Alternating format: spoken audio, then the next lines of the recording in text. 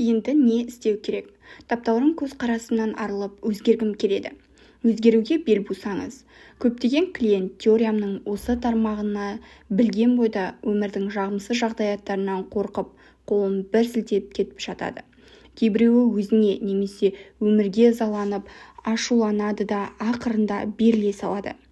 Берілу сөзінің мағынасын мен мұның бәрі құр бекершілік. Бірдеңені өзгерту мүмкін емес. Ендеше тыраштанып керегіне, қазір қандай болсаң сол қалпыңда қал деген сыңайда түсінемін.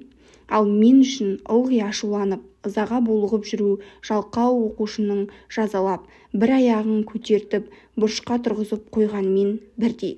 Осының бәрі сізге таныс болар. Өміріңізде бір жайсыз оқиға болды. Ашуланасыз, тағы қиындыққа тап келдіңіз. Теріңізге сыймай тырсылдап кетесіз, бірақ ашуланасыз да қоясыз. Шектен шықпайсыз. Ал бұдан қандай жақсылық күтесіз? Меніңше, үнемі ашуға булығып жүру ақымақтық әрі пайдасыз құлық. Уақыт текке зая кеттіру. Сонымен қатар бұл өмірді жаңаша, басқа қырынан қабылдаудан бас тарту. Мұндайда өзіңізден ашуға бой алдыратындай, осынша қиындыққа қалай тап болдым деп сұрағаныңыз әлде қайда пайдалы болар еді. Қандай иланымыңыз сізді кедергілерге кезіктіреді, түңілте береді. Өзге адамдар ашуыңызға тиетіндей бойыңыздан қандай жан қуаты есіп тұрады. Өз дегенімен жету үшін неге міндетті түрде ашулануым керек деп ойлайсыз? Есіңізде болсын, өзгелерге бергеніңіздің бәрі өзіңізге қайтып оралады. Сіз ашуға неғұрлым көп берілсеңіз, соғұрлым келеңсіз жайттарға жиі тап боласыз. Бұл бұрышқа тұрғызып қоятын жазалау түріне өте ұқсайды. Солай емес пе? Ал енді сұрайын дегенім, осы параграфты оқығанда ызаланған, бәлки тас талқан, ашуланған шығарсыз. Тамаша, мен діттегеніме жеттім. Нақ қазір өзгертуге ниетіңізді ояту үшін менің сөзім шамыңызға тиюі керектін. Өзгергім келеді. Қиыншылықты бір беткей екеніңізді білгіңіз келеді ме? Олай болса өзгергім келеді деген идеяны байқап көріңіз. Бәріміз жақсы өмір сүруді армандаймыз, бірақ осы бағытта нақты қадам жасамаймыз. Өзіміздің емес олардың өміріндегі жағдаяттардың өзгергенін қалаймыз. Бірақ ең алдымен ойлау дағдымызды, сөйлеу және сезім ауанының аңғарту мәнерімізді өзгертуге тиіспіз. Тек содан соң өң бойымызда және айналамызда өзгерістер басталады. Бұл да біздің алға басқан қадамымыз. Өзімізді қандай проблемалар толғандыратынын және оларда қалай пайда болғанын біліп алдық. Енді өзгеруге ықылас пайда болуы керек. Мен қашанда бір беткейлігіммен ерекшеленетін едім. Тіпті жылдар бойы өзімді жетілдірумен айналысқаннан кейін де, яғни қазір де өмірімді өзгерткім келген кезде қыңыр мінезім бас көтереді де өзгеріске қарсыласып бағамын. Кей кездері өзімдікі дұрыс деген аса сенімді кейіпке еніп, ашуланшақ әрі томаға тұйық қалыпта боламын. Иә, бәрі бастан өтіп жатады. Бірақ мен өзгерістің талма тұсын тап басуды білемін. Әлде қандай иланымнан арылуға бел бууға шақта ой санамның тұңғиығына бойлай түсемін. Ең алдымен таптаурын ойымды жаңаша ойлау тәсіліне өзгертуге тиіспін. Кейбір оңай, ал кейбіреуі қиындықпен өзгереді. Кері тартпа көзқарастарымнан арылу, құс қауырсынымен қойтасты көтеруге тырысқанмен пара-пар әрекет. Қасаң ой пікірге тістей қатып, жабыса берген сайын нақ содан арылудың мен үшін өте маңызды екенін сезіне түсемін. Ал мұның менің үйреткенімнен гөрі жеке тәжірибе арқылы тезірек ұғуға болады. Дарынды педагогтердің дені бақуатты, әулеттен емес, көп азап шегіп, небір ауру сырқаудан бастан өткерген бақытсыз отбасылардан шыққан деп ойлаймын. Осынау сынақ тезінен өтіп, ескі иланым қатпарларынан арылу арқылы ғана олар өзгелерге шапағатын тигізетін дәрежеге жетеді. Жақсы ұстаздың көпшілігі үнемі өзін жетілдірумен шұғылданып, сананың шектеушісі кедергілерден біртіндеп жойып отырады. осылайша бұл олардың өмір бойы айналысатын шаруасына айналады. Қазір өн бойымнан өзгертуді талап ететін тағы бір тұсымды тауып алған кезде бұрынғыдай ызаланбаймын және өзіме көңілім толмайды деген пікірді жолатпаймын. Байыпты түрде оның өте қажет қарекет екеніне ден қоямын. Бұл менің өткен және осы шақтағы жұмыс әдістерімнің басты айырмашылығы десем де болады. Үйді тазалау қамы. Өз-өзіңді жетілдіру жұмысы үйді тазалауға ұқсас тірлік. Мен ең алдымен ойымды және иланымымды саралап шығамын. Кейбіреуін жақсы көремін. Сондықтан жөніне қалдырып, бұрынғыдан да пайдалы қыламын. Кей иланымымды аздаған өзгерістер енгіземін. Ал баз біреулерін ештеңеге жарамайтындықтан қоқыс сияқты басымнан шығарып тастаймын. Осыған бола ашуға, ырық беріп ызаланудың және өзіңді жазғырудың түкке қажеті жоқ. Мен өзгергім келеді жаттығуы. Ол үшін мен өзгергім келеді деген аффирмацияны пайдалансаңыз болады. Мұны мүмкіндігінше жиі қайталаңыз. Осы сөзді айтқан кезде алқымыңызға қол тигізуге болады. Өйткені алқым тәніңізге өзгерістер қуатының қайнар көзі. Тамағыңызға саусағыңыз тиген бойда ой-санаңызда жаңғыру үрдісі басталады. Өмірдегі өзгерістерге өзіңізді бейімдеуіңіз керек. Өзіңіз өзгеруін қаламаған өмірдің саласын ең алдымен өзгерісті қажет ететінін қаперде ұстаңыз. Ғалам әрқашанда ой-пікіріңіз бен сөзіңізге назар аударып жауап қайтарады. Тұжырымыңызды айтқан бойда жағдаяттар өзгеріп сала береді. Өзіңізді өзгертудің әдіс-тәсілдері. Өзіңізді жетілдіру барысында менің ғана ақыл кеңесімді пайдаланбаңыз. Басқа да пайдасы мол әдістер жетіп артылады. Солардың кейбіреуі туралы ойланып көріңіз.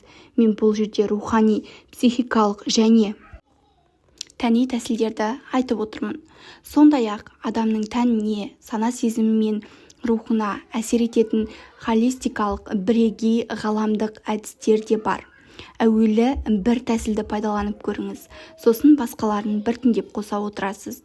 Кейбір клиенттер психикалық әдістен бастайды да, сонымен бірге семинарларға қатысады, немесе ем-дом алып жүреді. Ал кейбіреуі рухани тәсілдерді медитациямен ұштастырады.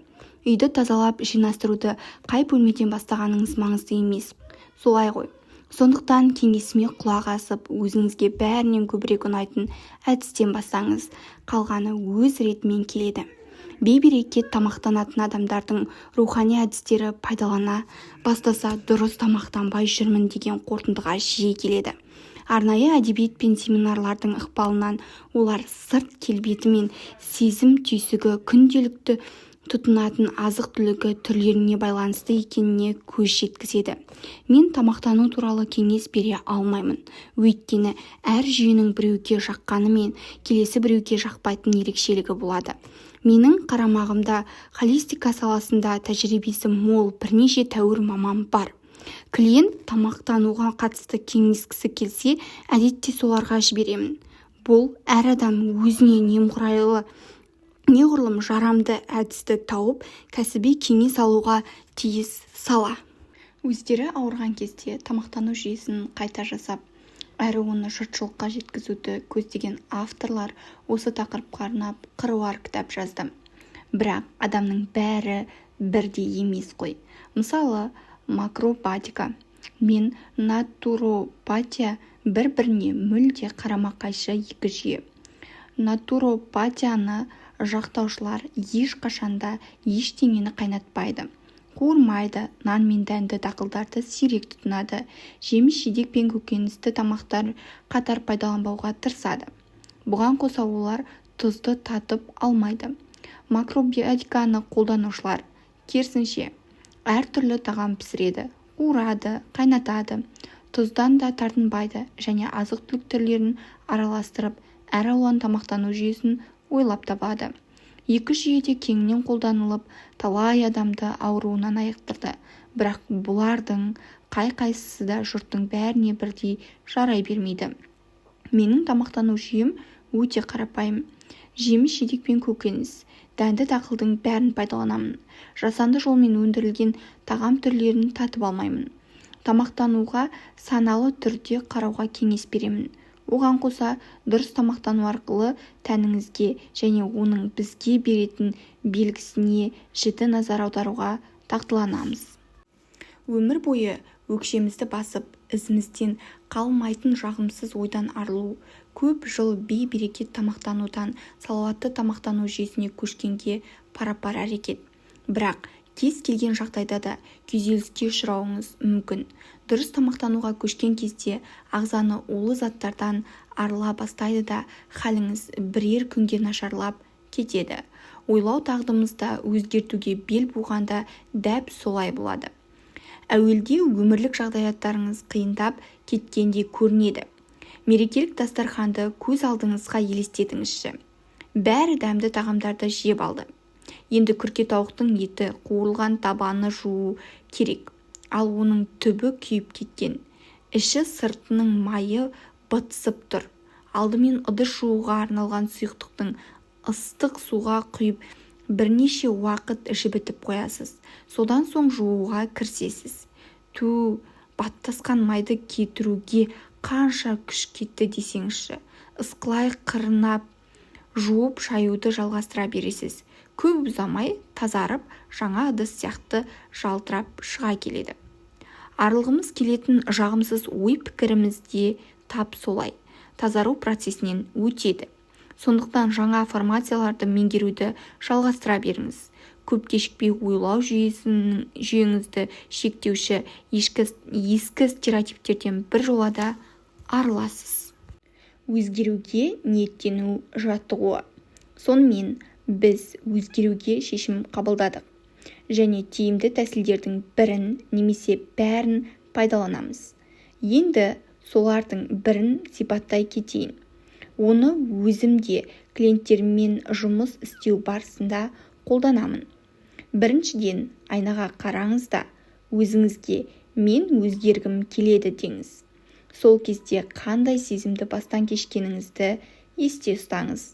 Егер толқысаңыз немесе өзгеруге қарсылық байқасаңыз, өзіңізге неге, ескі иланымға несіне жармасып тұрмын деп сұрақ қойыңыз.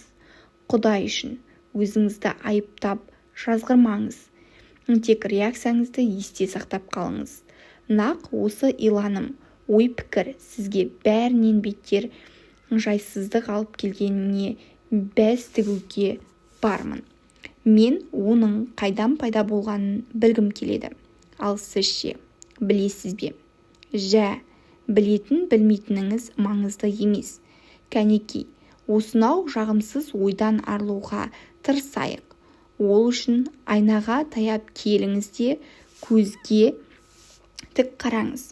Сосын алқымыңызға қол тигізіп, мен бойымдағы қарсылықтан арылғым келеді деп 10 рет дауыстап айтыңыз. Айнамен жаттығу өте тиімді. Балалық шағымызда біз адамдардан көптеген жағымсыз ақпарат алдық. Олар көзімізге тік қарап, бәлки саусағын безей, сес көрсете сөйледі. Қазір де айнадан бейнемізді көрген сайын көзімізге жағымсыз сөз айта саламыз, немесе сырт келбетімізді, мінез-құлқымызды сынап мінеп қаламыз. Көзімізге тура қарап, жылы сөз айту, аффирмациямен жұмыс істеу барысында жақсы нәтижеге жетудің ең қысқа жолы. Өзім бір бөлшегі саналатын тіршіліктің толассыз ағынында бәрі тамаша, тұтас әрі кемел. Таптаурын көз қарасымды толықтай саралап шығып, өзгертемін. Мен оқуға қабілеттімін. Кез келген дүниені үйренуге бейінмін. Мен өзгергім келеді. Бұл процесті қуана жүзеге асырамын. Егер тағы әлде бір иланымнан арылуға керегін білсем, құдды бір қазына тауып алғандай қуанамын. Өзімнің сәт сайын өзгеріп жатқанымды байқап жүрмін. Ой-пікірім мені билеп төсте алмайды. Мен мына дүниеде күш-құдіретке иемін. Көктегі құстай еркін болғым келеді. Менің әлемімде бәрі тамаша. Өзгеруге қарсылық. Мен толассыз түрленіп жатқан тіршіліктің ырғағы мен ағынында өмір сүремін. Мәселенің мәнін жете түсіну, айығу мен өзгеру жолындағы алғашқы қадам. Өзімізді мазалаған жайтты жөнге келтіріп, түзету үшін тамырын тереңге жіберген қандай иланым оны тірлігімізге әкеліп тықпағанын түсінуге тиіспіз. Бәлкім, біз осы ахуал туралы жиі ойлап мұң шығара беретін шығармыз. Салдарынан бар зейінімізді соған аударамыз да, жіпсіз байланып қаламыз.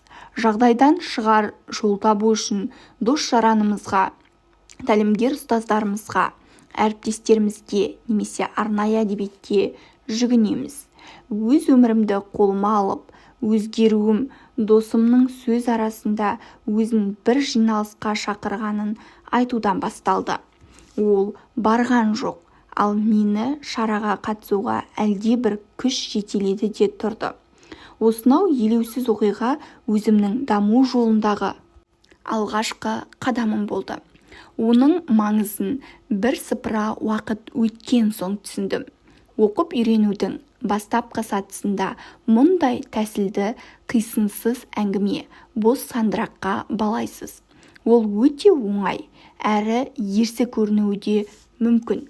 Біз өзгергіміз келмей қарсыласып бағамыз. Тіпті өзгерістің қажеттігі туралы ой келгенде ашулана бастаймыз. Клиенттерім мен семинарыма қатысушылар нәтижеге жете қоймаса да, олардың кез келген реакциясы өздерінің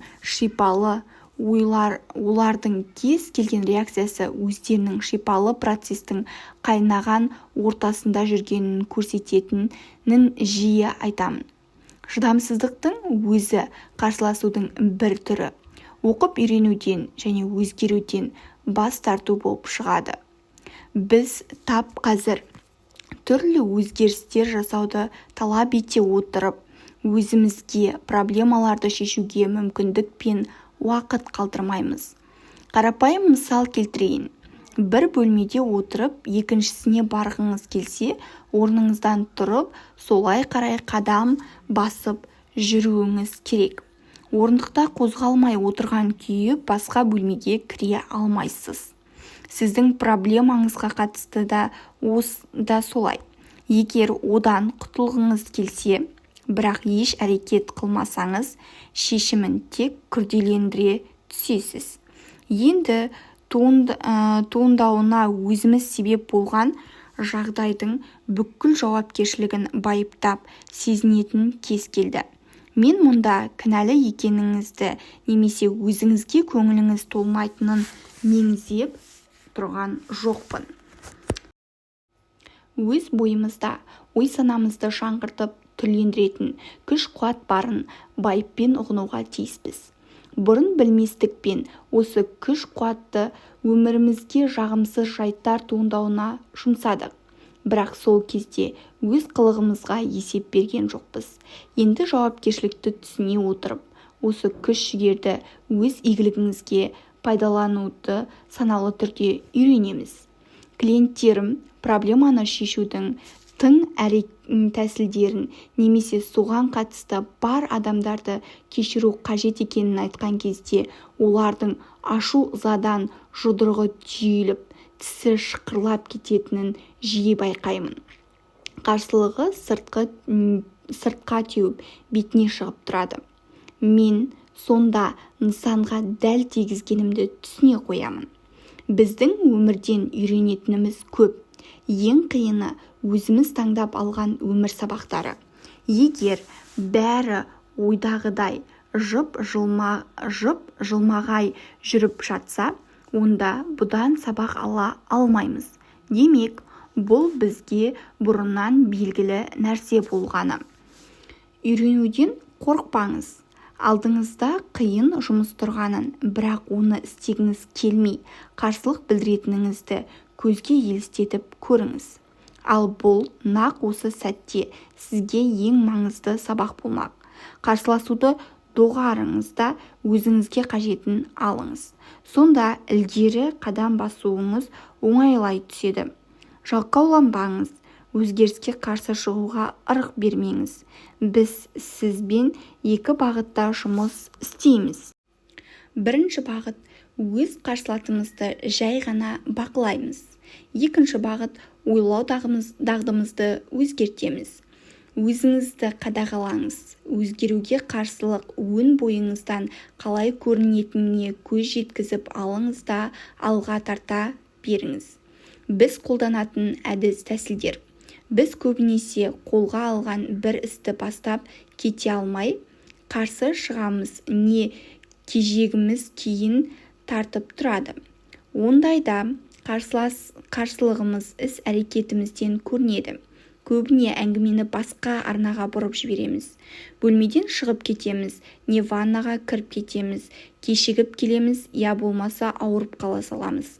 Басқа бір іспен айналысып, айдалаға қарап, мысалы терезеге көз тігіп, журналға үңіліп, жұмысты баяулатуға да болады.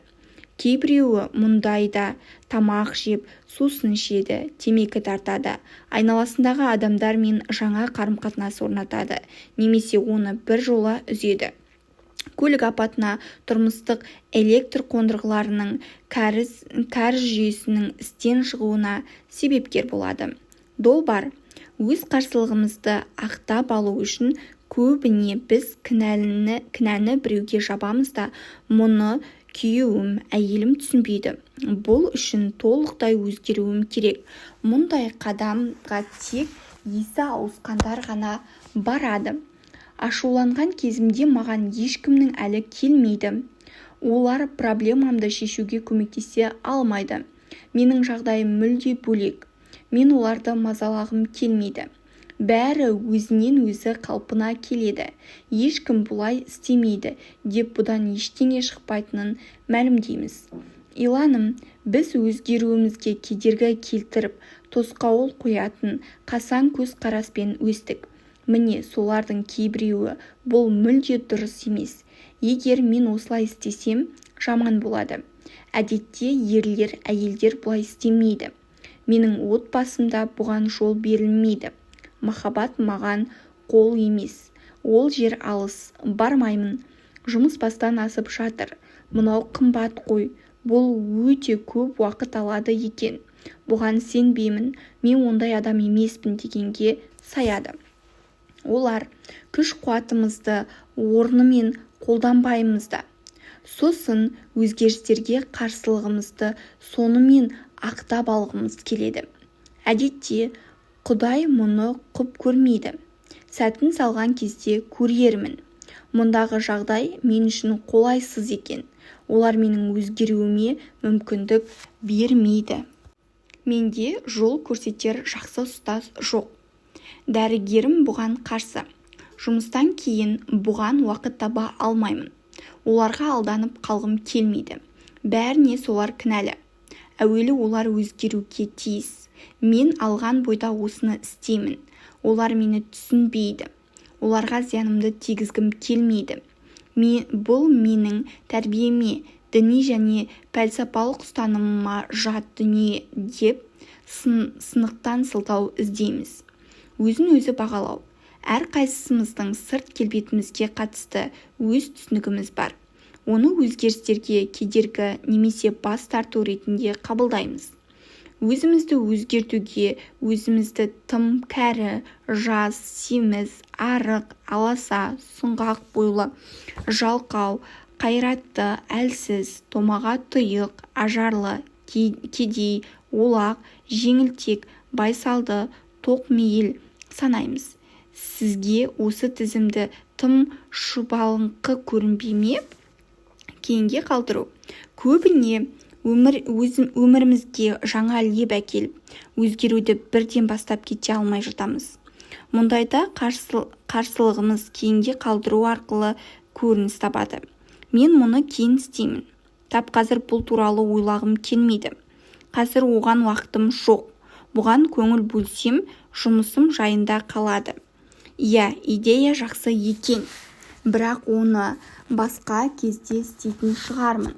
Алдымен мына істі бір жақты қылайын. Мұны бастау тым кеш, немесе әлі ерте сияқты деп өзімізді ақтап алғымыз келеді. Бас тарту. Менде бәрі жақсы. Бұл жайтқа қолдан келер қайран жоқ.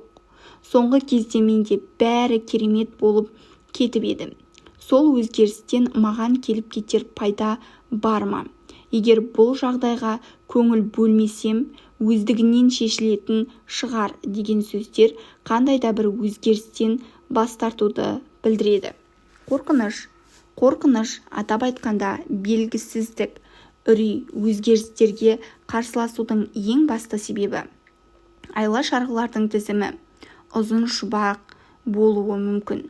Өзіңіз қарап көріңіз. Мен әлі дайын емеспін. Үнемі сәтсіздікке ұшыраймын. Олар мені қабылдамайды. Жұрт не ойлайды? Күйеуіме, әйеліме айтуға қорқамын. Маған мұны тыңдау ауыр. Бәлкім өзім өзгеруім керек шығар. Бұл тым қымбат.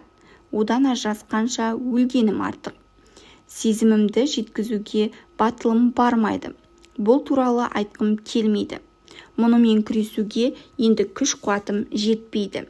Менің қай жерде өліп қалатынымды кім біледі? Жеке басымның еркіндігінен айырылып қалғым келмейді. Бұл өте қиын ғой. Қазір қаржыдан қиналып тұрмын. Мертігіп қалармын. Мінсіз болып көрінгім келмейді. Ешкімге сенбеймін. Бәрінен көңілім қалған. Бұл абырой беделіме нұқсан келтіруі мүмкін. Бұл тізбені шексіз жалғастыра беруге болады. Ал сіз бірдеңе жасағыңыз келмегенде, әлде бас тартқанда осындай сылтау айтасыз ба? Сізге тапсырма берейін. Ол үшін өз тәжірибемнен екі мысал келтіремін.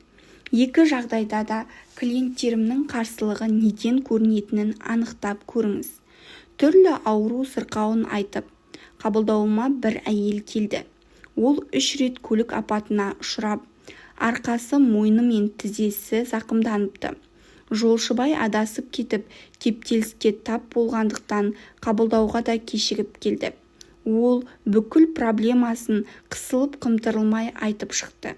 Бірақ сізден бір нәрсе сұрайыншы деуім мұң екен. Аяқ астынан әбігерге түсті де қалды. Сол сәтте жанаспалы линзасы көзіне батып мазасын алды. Кенет басқа орындыққа отырғысы келді. Сосын әжетханаға баруы қажет бола қалды. Содан қабылдаудың соңына дейін назары басқа жақта болып, айтқаныма мән бермеуге тырысып бақты. Жағдайды түсінген шығарсыз. Иә, дұрыс. Оның әбігершілігінің бәрі қарсылықтың белгісі. Ол әйел өткенімен қоштасып, ауруынан айығуға әлі дайын емес еді.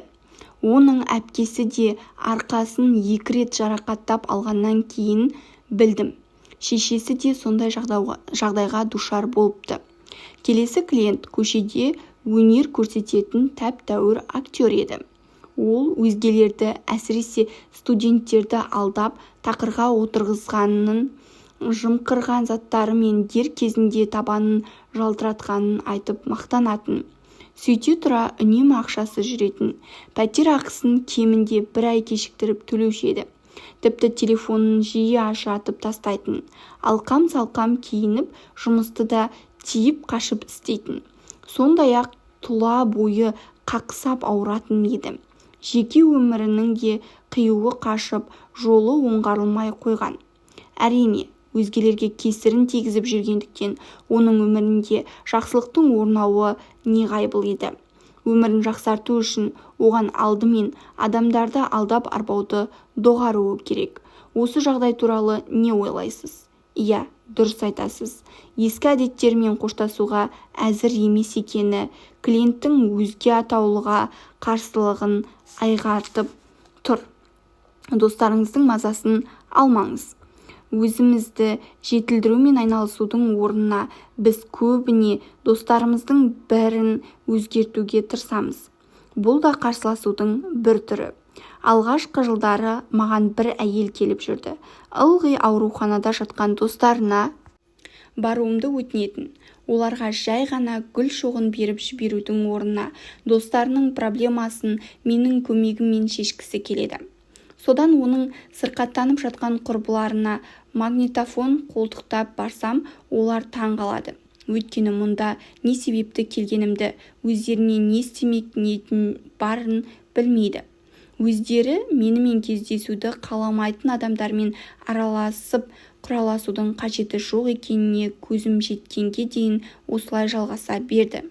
Кейде маған клиенттер тек қызықтау үшін келеді, немесе қабылдауыма әлде бір бәйшкештер алдын ала жазып қойған болып шығады.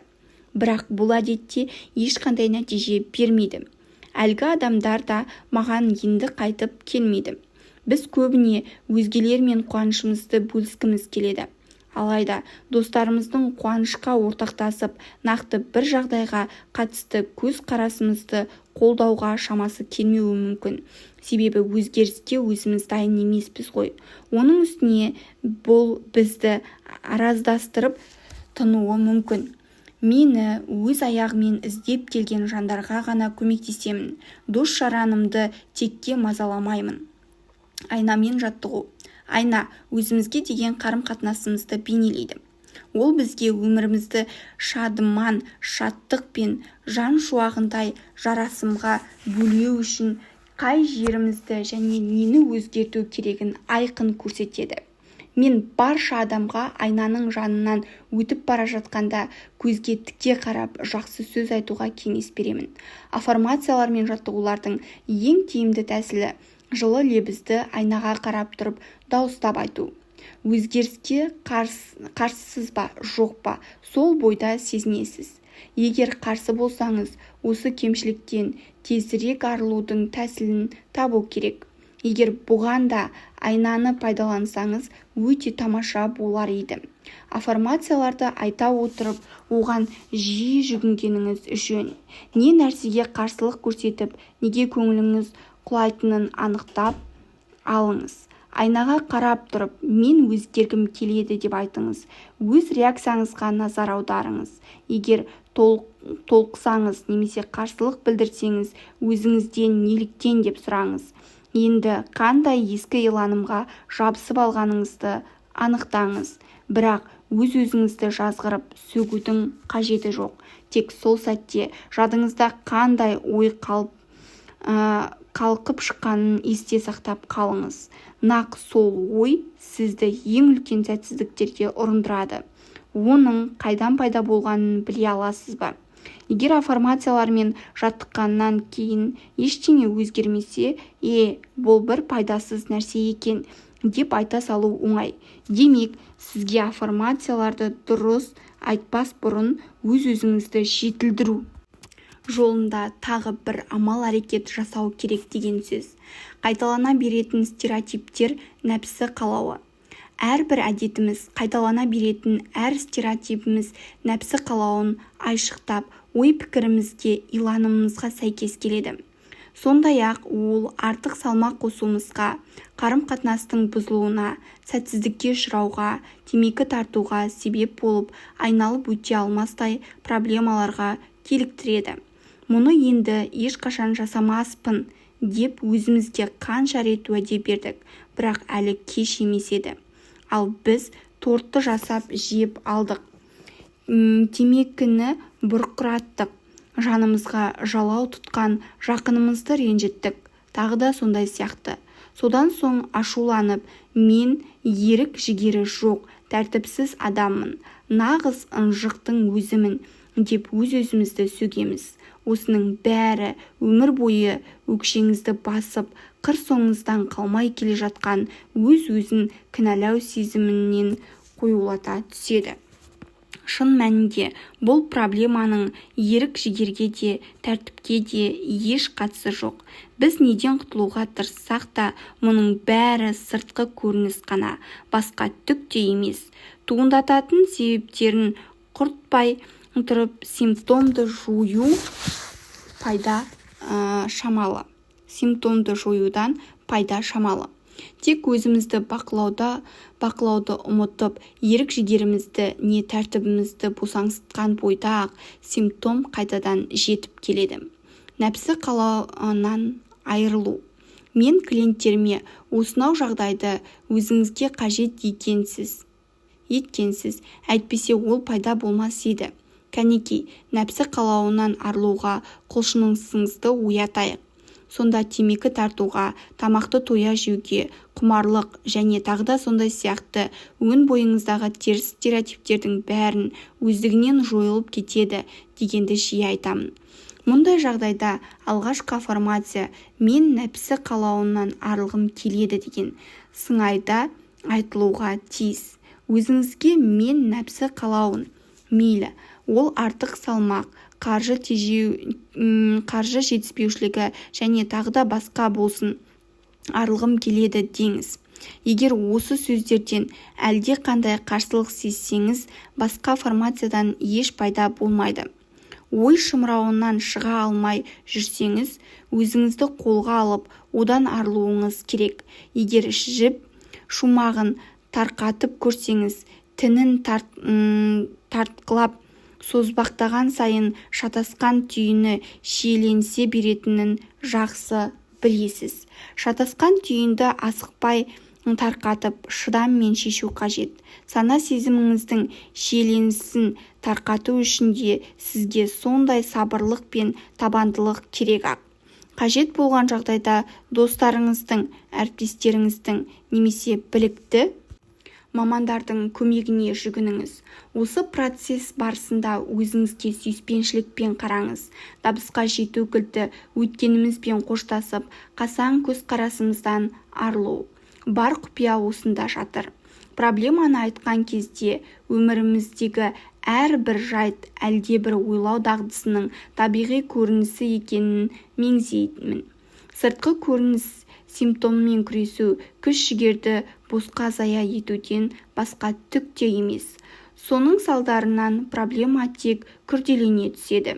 Кез келген істі кешіктіріп бастау мен лайық емеспін деген иланымның бір көрінісі. Қайткенде де іске кірісудің қашқақтап, әрқилы айла шара мен сырғыма сылтаулардың етегіне жармаса кетуді әдет етіп алсаңыз, сізге мен лайық емеспін деген иланым тән болғаны.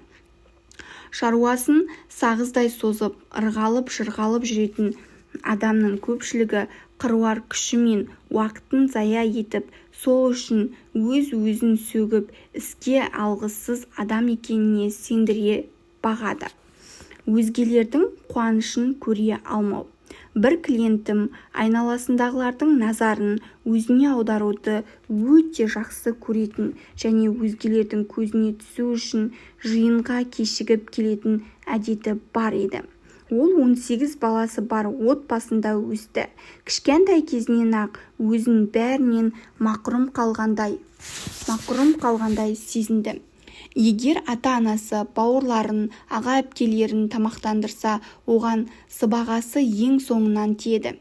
Сондықтан қаршадайынан оның көкейінде жолы болғыштарға қызыл көз, қызғанышпен қарайтын көре алмаушылық сезімі пайда болды. Тіпті қазір де әлдебіреуге жаратқанның шапағаты түсіп, өмірі жақсара бастаса, қуанышына ортақтаса алмай, тек іштарлана қарайды. Құтты болсын айтудың орнына, менде осындайға ие болсам ғой, немесе неге менде анау әлі күнге дейін жоқ деп күңкілдейді. Өзгелердің табысын, жетістігін көре алмау, оның өзгеріп, рухани жетілуіне кедергі келтіреді. Өзіңізді бағалап, құрметтесеңіз, жолыңыз ашылады. Бірде маған 79 жастағы әйел келді. Ән өнері пәнінен сабақ берген екен. Бірнеше шәкірті теледидарда жарнамалық хабарлар ұйымдастырумен айналысады. Ол да осы бизнеспен шұғылдануды армандапты. Бірақ батылы жетпеген. Мен оған қолдау білдіріп, сіз болмысы ерек дара тұлғасыз. Өз қалпыңыздан айнымаңыз. Ойға алған ісіңізге рахаттана кірісіңіз. Сіздің қарым-қатынасыңыз қабілетіңізге тәнті болып, еңбегіңізді бағалайтын адамдар қаншама. Оларға игі істерді тындыруға қабілетті екеніңізді көрсетіңіз деп кеңес бердім. Өзіңізді сынай міне берсеңіз, ешқашан мақсатыңызға жете алмайсыз. Өзіңізді үнемі сынап міне берсеңіз, арыныңыз басылып, жалқаулыққа ырық беріп қоясыз. Сондықтан ақыл-ой қуатыңызды ескі стереотиптен арылып, жаңаша ойлау тәсіліне көшуге жұмсауыңыз керек. Өзіңізге мен өзімді төмен санау сезімінен арылып, өмірдегі бар жақсылыққа кенелуге лайықпын, оны мойындаймын деп айтыңыз. Бірнеше күн бойы осы аффирмацияны қайталасам, істегі түйткілдің бәрі өздігінен жойылып кетеді. Сана сезімімге өзімнің құндылығым туралы ой орныққан бойда-ақ маған ізгілік пен игілік көп күттірмей жетіп келеді деңіз. Ал мұндай жағымсыз ой-пікірмен немесе өміріңіздегі оқиғалармен қандай байланыс бар деп өзіңізге сұрақта қоя аласыз. Қолыңыздан келмейтін іске бола өз уақытыңыз бен күш-қуатыңызды босқа сарп етпей, иланымыңызды өзгертіңіз. Егер қандай да бір жолмен жағдаяттарды өзгертуді қаласақ, мен осы жағдайды қалыптастырған ойды, дағдымды өзгерткім келеді деп айтуымыз керек. Сырқатыңыз немесе басқа да проблемаларыңыз туралы ойлаған сайын осы сөздерді қайталай беріңіз. Өзіңізге бұл жағдайды өз қолыммен жасап алғанымды түсіндім. Бойымда күш-қуатым толысты. Қасаң көзқарасымнан арылуға ниеттендім деп айтыңыз. Өзін-өзі сынап мінеу. Өзінің жағымсыз ойымен бетпе-бет оңаша қалуға жүрегі дауаламаса да, дастарқан басында бір отырғанда жарты килодай сарымайды жеп қоятын, сонымен бірге тағы бірдеңені апыл-ғұпыл асып шайнаңдап отыратын бір әйелді білемін. Ал ертеңіне өзіне көңілі толмай, мен неге мұнша толықпын деп назаланады. Ол кішкентай кезінен-ақ үстелді жағалап жүріп, отбасы мүшелерінен артылған тамақ пен сарымайды шетінен асай беруге әдеттенген екен. Үй ішіндегілер мұнысын қызық көріп күлкіге кенелген. Өрескел қылығын қолдағандай ешқайсысы бетінен қақпаған. Өзіңізді сөгіп ұрысқанда немесе жазалағанда кімге ықпал еткеніңіз туралы ойладыңыз ба? Стереотипіміздің бәрі, жағымдысы да, жағымсызы да 3 жасар кезімізде қалыптасады. Содан соң өмір жолымызда нақ сол кезде қалыптасқан түсініктерге негізделеді. Ата-анамыз бізге қалай қараса, біз де өзімізге солай қараймыз. Сіз сөгіп ұрысқан адам өзіңіздің ішкі жан дүниеңіздегі сәби. Үркектеп үнемі әлденеден үрейленіп жүретініңізге ызаланасыз. Өзіңізді 3 жасар сәби ретінде елестетіңіз. Сол бөбек алдыңызға келсе не істер едіңіз? Оған ашуланып доқ көрсетесіз бе? Әлде қолыңызды созып әбден жұбанғанша алдарқатасыз ба? Бәлкім, бала күніңізде өзіңізді қаумалаған ересектер сияқты қалай жұбатуды білмей дағдартатын шығарсыз. Ал енді есейдік. Егер ішкі дүниеміздегі сәбиді жұбата алмасақ, бұл шынымен де өте өкінішті жағдай. Өткен шақ өтті кетті. Бояуы сіңді, енді оны қайтара алмайсыз. Өзгелер сізге қалай қарағанын қаласаңыз, өзіңізге дәл солай құрмет көрсетіп аялаңыз. Үрейленіп, қорқып қалған ішкі дүниеңізге, сәбиге ұрыспаңыз, тек жұбатыңыз. Егер өзіңізді айыптап сөге берсеңіз, қорқыныш пен үрей бұрынғыдан да қоюлана түседі. Ішкі дүниеңіздегі сәби өзін қауіпсіз сезіне алмаса, көптеген проблема туындайды. Балалық шақта өзіңізді бейшара сезінген кезіңіз есіңізде ме? Қазір ішкі дүниеңіздегі сәби де өзін тап солай сезінеді. Өзіңізге мейірімді болыңыз. Өзіңізді риясыз сүйіп, қолдап қолпаштаңыз. Өзін жақсы жағынан көрсету үшін бөбек нақ осыны қажетсінеді. Өзім бір бөлшегі саналатын тіршіліктің толассыз ағысында бәрі тамаша, тұтас әрі кемел. Сана сезімімдегі өзгерістерге қарсылық танытқанның бәрінен арыламын. Қасаң көзқарастарым енді мені билеп төсте алмайды. Өмірімнің тізгіні өз қолымда. Өзімді және бойымдағы өзгерістерді мақұлдаймын. Мен бар күш-жігерімді саламын. Бәрі оңай жүзеге асады. Өзгеріске толы өмір ағысымен жүземін. Бүгін керемет күн.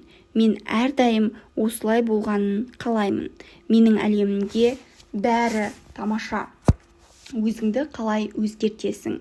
Өмір кемесінен шаттана жүземін.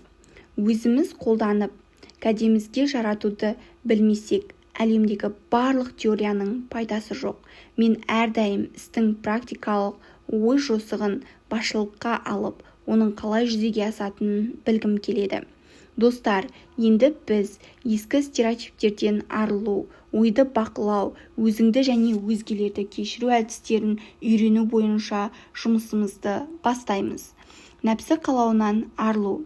Стереотипті ойлау дағдымыздан арыла бастағанда жағдайымыз біраз нашарлап кеткендей көрінеді, бірақ бұдан қорқудың қажеті жоқ. Бұл жағдайдың өзгере бастағанының аффирмацияларымыздың игі әсері етіп жатқанының белгісі. Сондықтан ісімізді жалғастыра бергеніміз жөн. Міне, мысалы, бірінші, жағдайымызды жақсарту үшін тыным таппастан жұмыс істейміз. Бірақ аяқ астынан әмиянымызды жоғалтып аламыз. Екінші, біреумен қарым-қатынасымызды жақсартуға тырысамыз, бірақ күтпеген жерден ренжісіп қаламыз. Үшінші, денсаулығымызды жақсарту үшін қолдан келгеннің бәрін істейміз де кенет салқын тигізіп аламыз. Төртінші, шығармашылық қабілетімізді мейлінше жарқырата көрсетуге талпынамыз, бірақ іріктеуден өте алмай сүрінеміз. Кейде проблема басқа бағытқа қарай өрбиді. Айталық, сіз шылым шегуді тастауға ниеттеніп, мен темекіні қоямын дейсіз. Егер осы әдетіңізді жалғастыра берсеңіз, онда біреумен қарым-қатынасыңыз нашарлағанын аңғарар едіңіз. Сіздің темекі тартуыңыз бен өзгелермен қарым-қатынас жасауыңыздың арасында қандай байланыс болуы мүмкін? Ешқандай байланыс жоқ дейсіз бе? Жоқ. Олай емес. Егер өзгелерге қатысты әлдебір ыңғайсыздықты сезініп жатсаңыз, қапаланбаңыз. Бұл өн бойыңыздағы өзгерістің нышаны. Демек, сіз өзгере бастадыңыз. Ойыңыз өрге басты. Өзіңізге бірнеше сұрақ қойыңыз. Мысалы, бұл қарым-қатынасты үзгім келе ме?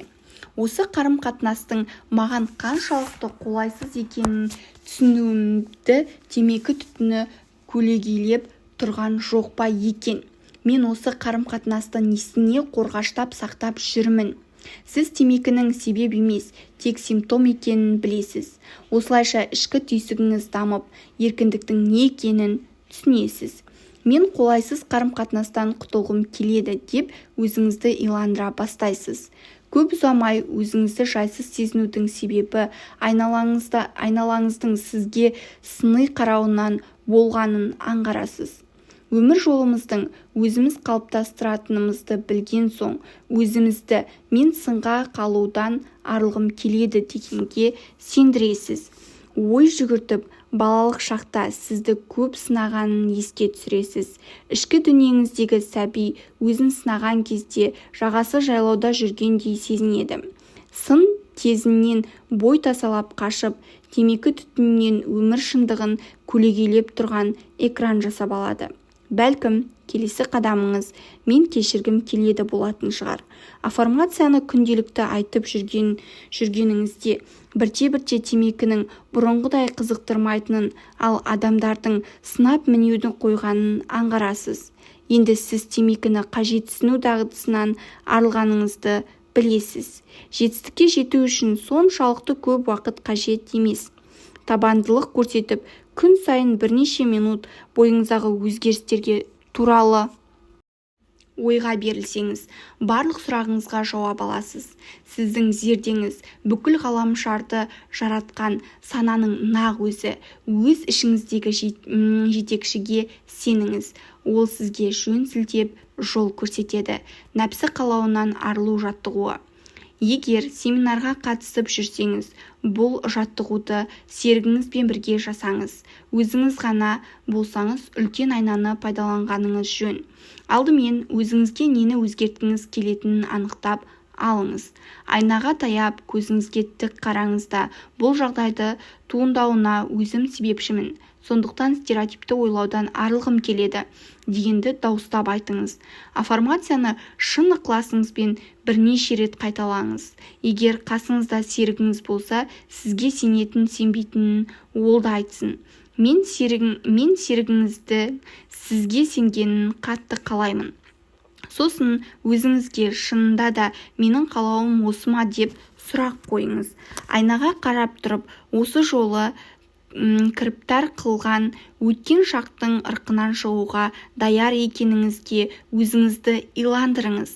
Арылу жолын білмегендіктен жаттығу барысында көбі үрейге бой алдырады. Оның жауабын білмейінше өздеріне міндет арқалаудан тайсақтайды. Бірақ бұл қарсылықты бұрынғыдан бетер өршітеді. Мұны да бастан өткеріп көріңіз. Оның жөн жосығын білмеудің өзі керемет. Бастысы ниетіңіз болса, түпсанаңыз жолын өзі-ақ көрсетіп береді. Ой өзгеріс құралы. Сіз ақыл ойыңызда анағұрлым биіксіз. Ақыл ойыңыз бір көріністі қайталай береді. Бірақ соны солай істеуге үйретіп тастаған өзіңіз. Егер қаласаңыз, ойыңызды өзгертіп, қайта бейімдеуге болады. Қазір ойлау дағдыңыз үйреншікті әдет қана. Ал ниет пен ішкі сенім болса, кез келген әдетті өзгертуге болады. Сабыр сақтаңыз. Ақыл ой туралы мыжи беруді доғарыңыз. Кәнеки, одан да мұның не екеніне байыппен ой жүгіртіп көрелік. Ақыл ойыңыз кез келген мәселенің шешімін табуды қажетті құралы. Сіз артық көріп, басымдық беретін ойлау дағдыңыз өмірлік тәжірибеңізді қалыптастырады. Егер әлде бір әдет не ой пікірге құлай сеніп қалсаңыз, нақ сол иланым өмір шындығына айналады. Егер өзгеру оңай деп ойлай бастасаңыз, нақ осы ой сіз үшін болмыс шындығына айналады.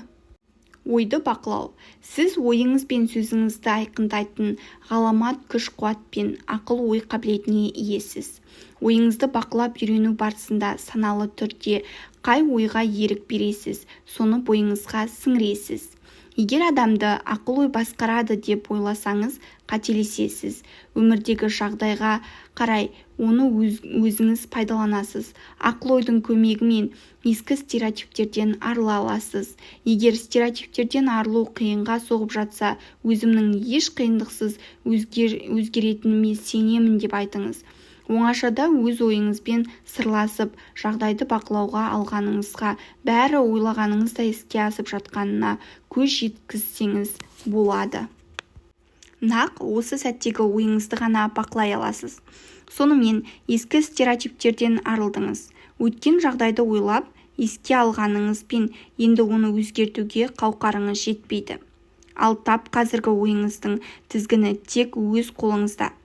Оны бақылайтын өзіңіз ғана екенін ұмытпаңыз.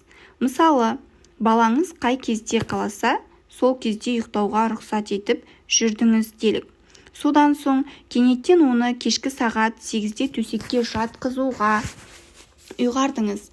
Режимді өзгерткеннен кейін ол түнде қалай ұйықтады деп ойлайсыз. Бала жаңа тәртіпке қарсы шығып, әйтеуір төсекке жоламауға барынша тырысып, шыңғырып жер тепкілейді. Егер жұмсақтық танытып, өз ұйғарымыңыздан айни қалсаңыз, бала жеңіске жетіп, әрқашанда сізді бақылауына алуға тырысады. Ал егер сіз табанды түрде өз дегеніңізден қайтпасаңыз, онда баланың наразылығы 2-3 күнде басылып, жаңа тәртіппен өмір сүре бастайды. Ақыл ойыңызда тап солай, әуелі қарсыласып бағады, ол да қайта үйренеді, өзгеруді қаламайды. Бірақ оны бақылап, өзіңізге қатал қарасаңыз, әрі бар назарыңыз жаңаша ойлау тәсіліне аударсаңыз, ол көп ұзамай ой санаңызда салтанат құрады. Өз ойыңыздың құрбаны емес, ақыл ойыңыздың қожасы әрі билеушісі болу жолыңызға жағып, көңіліңізді көкке көтереді. арылу жаттығуы. Осы жолдарды оқығанда терең тыныс алыңыз. Содан соң деміңізді сыртқа шығарып, денеңізді бос ұстаңыз. Маңдайыңыз бен бетіңізді қыртыстары жазыла берсін. Басты қақшайтып алудың қажеті жоқ. Иықты тіктеңіз. Кітапты босаңсыған қолмен ұстауға болады. бір қалыпты тыныстап, арқайын отырыңыз. Алдыңғы абзацты оқи бастағанда денеңізде өзгеріс басталғанын сездіңіз бе? Тап осы қалыпта қанша уақыт отырғаныңызды қаперде ұстаңыз. Есіңізде болсын, денеңізді басқарып босаңсытқан сияқты ақыл ойыңызды да дәл солай бақылай аласыз. Емін-еркін отырып, өзіңізге мен еңсемді басып тұрған зіл батпаннан арыламын. Бойымдағы ашу-ыза, үрей қорқыныш пен өкпе реніш, қайғы-мұңнан арыламын. Қасаң ойдың бәрінен арыламын. Жаныммен жарысып тауып, тіршілік ағысымен үйлесімді өмір сүремін. Мен өзімді қауіпсіз сезінемін деңіз. Осы жаттығуды 2-3 мәрте жасаңыз. Тұла бойыңыз жеңілдеп қалғанын сезесіз. Өзгерістің қиындығы туралы ойлар оралған сайын жаттығуды қайталаңыз. Азды кем машақаттануыңыз керек. Сонда бұл жаттығу тіршілік тынысыңызды бір бөлшегіне айналады. Әуелі босаңсып, жайбарақат қалыпқа ендіңіз. Сонда аффирмациялар тезірек нәтиже береді. Сіз оларды жеңіл қабылдайсыз. Жүрегіңіздің түпкіріндегі жылулық пен мейірімділікті сезініңіз. Бұл сезімдер ойлау дағдыңызды өзгертуге жәрдемдесе бергей. Ешқандай қысым болмауға тиіс. Жай ғана босаңсып, жақсы ойда болыңыз. Сеніңіз, бұл өте оңай. Жағымсыз эмоциялардан арылу. Мазасыздық жайлаған күнделікті өмірімізде күйзеліс пен шиеленіскен жағдайлардан арылу қажеттігі жиі туындайды. Осындай құбылыстарды туындататын жағымсыз сезім ауаны тұла бойымызды жайлап алғандай. Олардың ешкімге зиянсыз сыртқа шығуына жол ашу қажет.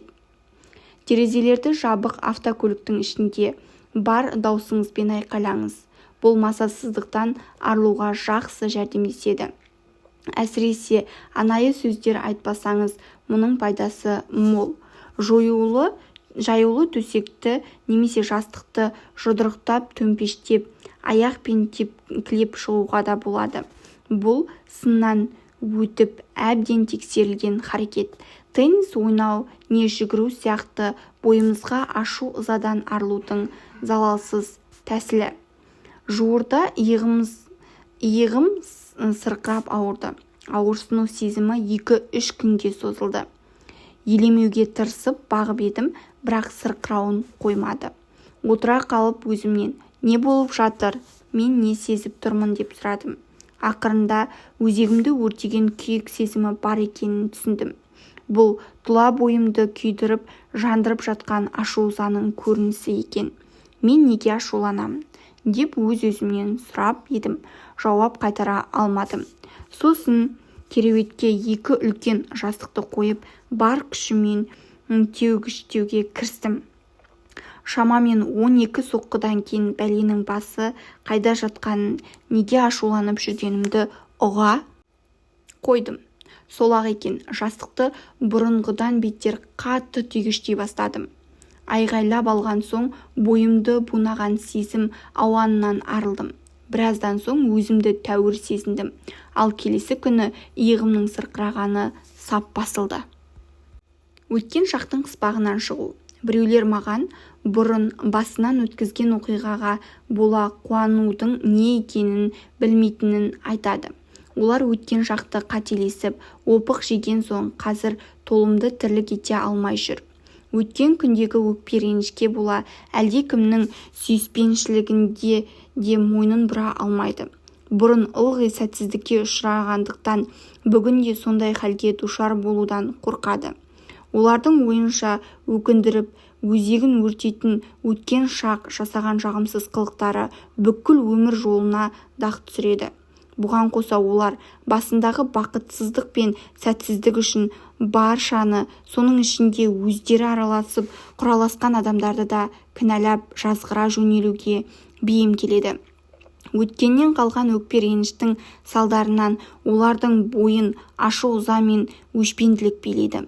Олар кектеніп алып, бір кездері өздеріне қырын қарап қиянат қылғандарды ұмытпайды, кешірмейді.